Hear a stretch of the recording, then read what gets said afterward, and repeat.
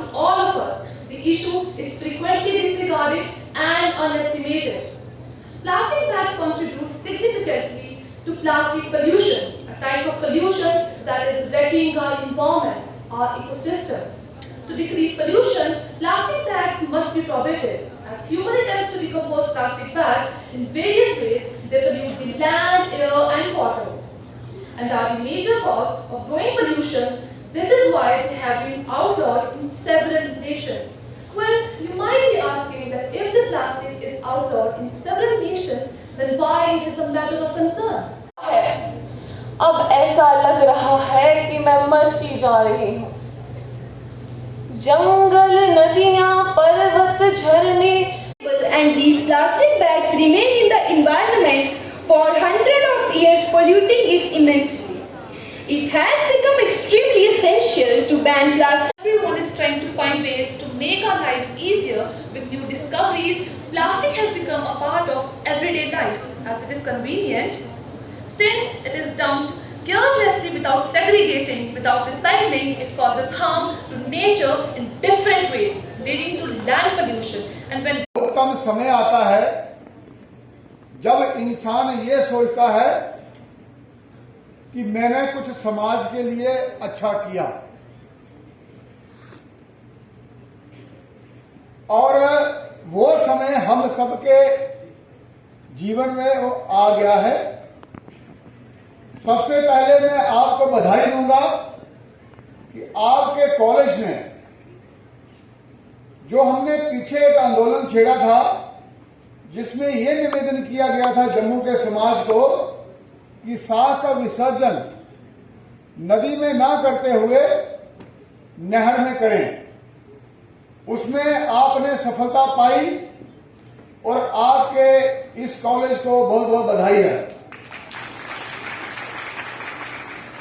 उसमें 500 एनएसएस के वॉलंटियर्स ने सहयोग किया और उनके इस सहयोग के कारण, उनकी कमिटमेंट के कारण अवेयरनेस हुआ और जम्मू के समाज ने बदलना चाहा और बदलाव आया।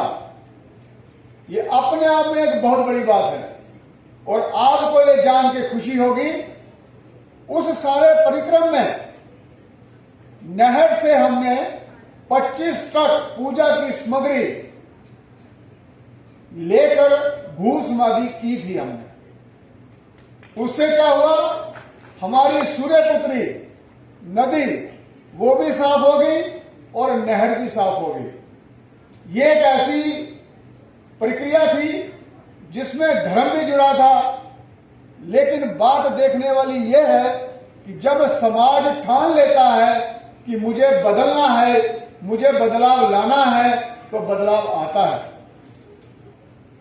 इसी प्रकार से ये जो हमने आंदोलन कि जहाँ पर मैं रहती हूँ छन्नी हिम्मत, वहाँ पे प्रॉपरली वेस्ट कलेक्ट भी होता है और सेग्रीगेट भी होता है, but the problem which is arising is disposal of the waste. अभी भी बहुत ज़्यादा ओपन डंपिंग होती है जो कि बहुत हार्मफुल है एंड बहुत ही ज़्यादा डिजीज से कॉज होते हैं। सो आप कुछ वेज बता सकते हैं जिससे हम और डिस्पोजल ऑफ वेस्ट एफिशिएंटली कर सकें? आज अगर हम कुछ रिसेंट स्टैटिस्टिक्स देखें तो वो बताते हैं कि जो बीओडी लेवल तवी रिवर का है वो 6.2 मिलीग्राम पर लीटर का है, बट जो नॉर्मल लिमिट है वो 2 मिलीग्राम पर लीटर की है। तो और साथ ही साथ जो जीएनटी का ड्रिंकिंग वाटर है उसमें भी हैवी मेटल्स पाए गए हैं, लाइक कॉपर हो गया, लेड हो गया। तो आप जीएमसी, मैं आपसे पूछना चाहूँगी कि जीएमसी जो है वो बेसिकली क्या स्टेप्स उठा रही है तवी की रिजुविनेशन के लिए, और साथ ही साथ क्लीन ड्रिंकिंग वाटर हर घर तक पहुँचे, तो उसके लिए आपके द्वारा क्या स्टेप्स लिए जा रहे हैं?